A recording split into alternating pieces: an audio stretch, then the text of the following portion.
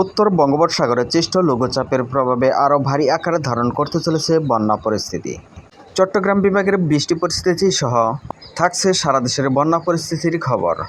আগামীকাল শনিবার পর্যন্ত চট্টগ্রাম বিভাগের 5 জেলায় অন্তত 200 থেকে 450 মিলিমিটার বৃষ্টি হতে পারে, এরকমই আশঙ্কা করেছে আবহাওয়া বিভাগ, যার কারণে পাহাড় ধসসহ বন্যার উচ্চ ঝুঁকি সৃষ্টি হওয়ার সম্ভাবনা রয়েছে।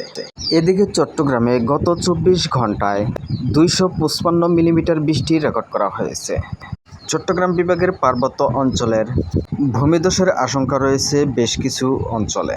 বন্ধ রয়েছে চট্টগ্রাম কক্সবাজারের রেল যোগাযোগ।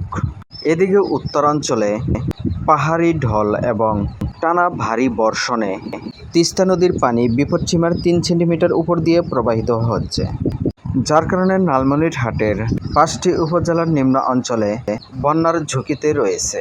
দেশের পূর্ব অঞ্চলে টানা বর্ষণ এবং পাহাড়ি ঢলের কারণে ফেনীর মোহরী, সিলোনিয়া এবং কোহা নদীর পানি বেড়েছে, যার কারণে নদীর তীরবর্তী অঞ্চলে নতুন করে লাখো মানুষ পানিবন্দী হতে পারে। ইতিমধ্যে ফেনীতে 56 মিলিমিটার বৃষ্টি রেকর্ড করা হয়েছে।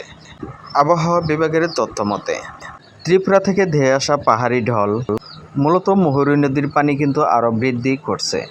রয়েছে আগামী 3 দিন ভারী বৃষ্টিপাতের পূর্বাভাস। ভারী বর্ষণে বৃদ্ধি পেয়েছে কাপ্তাই হ্রদের পানি।